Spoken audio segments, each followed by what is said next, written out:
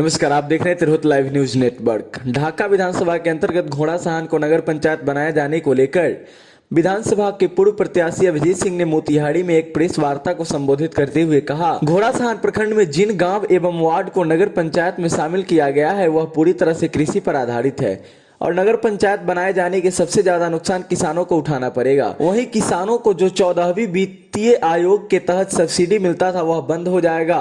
वहीं मनरेगा का लाभ भी अब मजदूरों को नहीं मिलेगा। जिन पंचायत में लगभग 90% लोग गरीबी रेखा के नीचे हैं एवं किसान हैं और आर्थिक स्थिति ठीक न है, उनसे नगर पंचायत बनाकर घर के ऊपर, दुकान के ऊपर टैक्स वसूलने की सरकार तैयारी कर रही है। उन्होंने कहा कि पंचायती राज के अंदर जितनी योजनाएं हैं जिनका लाभ गरीब, किसान, मजदूर, विकलांग को मिलता है वह नगर पंचायत होने के बाद वह सब सुविधाएं उन्हें नहीं मिलेगी और नगर पंचायत में ऐसी कोई बड़ी सुविधाएं नहीं है जो पंचायती राज में नहीं आती है। साथ ही अभिजीत सिंह ने आगे बताया कि नगर पंचायत बनने से किसानों को सब्सिडी मिलना बंद हो जाएगा, नरेगा का कार्य रुक जाएगा, बिजली की दरें बढ़ जाएंगी, पानी के ऊपर भी टैक्स एवं छोटे मझौलिए दुकानदारों को टैक्स देना पड़ेगा एवं घर मकान बनाने के लिए अलग से नक्शा पास कराना पड़ेगा। जमीनों के ऊपर स्टाम्प ड्यूटी ज्यादा लगने की भी बात श्री सिंह ने बताया। कई नए तरीके के उलझन भरा टैक्स सिस्टम गरीब परिवारों के ऊपर सरकार लादने की कोशिश कर रही है।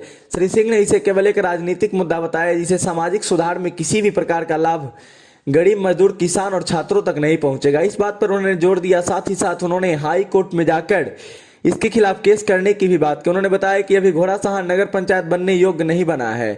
उन्होंने उदाहरण देते हुए ढाका नगर परिषद स्थिति के बारे में चर्चा की। उन्होंने सवाल किया कि ढाका नगर पंचायत से नगर परिषद हो गया, क्या बदल गया? टैक्स सिस्टम को छोड़कर श्री अभिजीत सिंह ने कहा कि अगर बदलना ही है तो ढाका विधानसभा के मूलभूत समस्याओं को बदला, जैसे कि फुलवरिया घाट को बनना चाहिए, बस पड़ाव बननी चाहिए, जो महत्वपूर्ण सड़कें हैं उन्हें स्ट्रीट हाईवे में तब्दील करना चाहिए। साथ ही साथ उन्होंने ढाका में एक नए महाविद्यालय की स्थापना की बात भी दोहराई। Tirhut live news network Motihari city संवाददाता नितेश वर्मा की रिपोर्ट।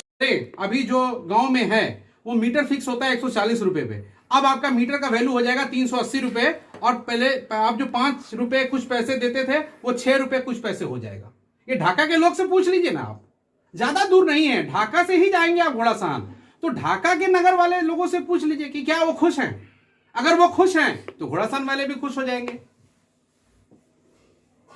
आज आप, हम लोग मोतिहारी में बैठे हैं ना, आज आप मोतिहारी की स्थिति देख लीजिए।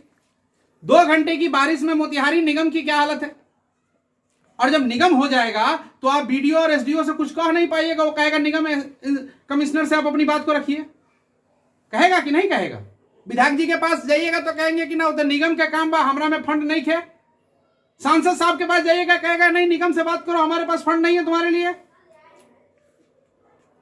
तो कहीं ना कहीं अपने कंधे से जिम्मेदारियों को हटाना भी एक तरीका बना दिया है जनप्रतिनिधियों ने।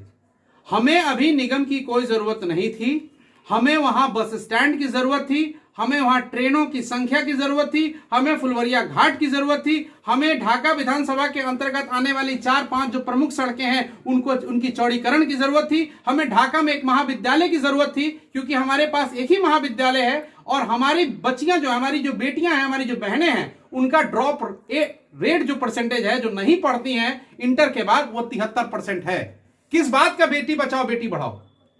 आप कहते हो क्लर्क की नौकरी ग्रेजुएट होने के बाद देंगे और ग्रेजुएट होने के लिए मात्र एक कॉलेज 400, 450, 500 सीटें ही हैं। तो आप तो खुद अपनी बात को झूठ साबित कर रहे हो। तो वहां एक कॉलेज की जरूरत है। और हमारे यहां के मान्यवर कहते हैं कि मैंने बहुत सारे स्कूलों को अपग्रेड कराया, इंटर तक कराया। मैं उनका ध्यान आकर्षित करूंगा कि पुरनहिया में बना हुआ स्कूल अभी तक चालू क्यों नहीं हुआ हजूर। और ऐसे कई स्कूल हैं जिनकी सूचियां बन के जा चुकी हैं, जो कागजों में चल रही हैं, जिनको बंद करने की बिहार सरकार तैयारी कर रही है। और उसमें ढाका और घोड़ासहान के भी कई स्कूल हैं। नगर पंचायत में कुल कितने ये वार्डों को शामिल किया गया है सर? 2 उत्तरी और दक्षिणी 2 पंचायत, श्रीपुर पंचायत के 3 वार्ड, उसके बाद कदमुआ का 1 वार्ड और पुरनहिया पंचायत के 4-5 वार्ड। अगर आप देखें तो कुल मिला के अगर आपको नगर बनाना था तो 4, 5, 10, 20 वार्ड का बन सकता था वो।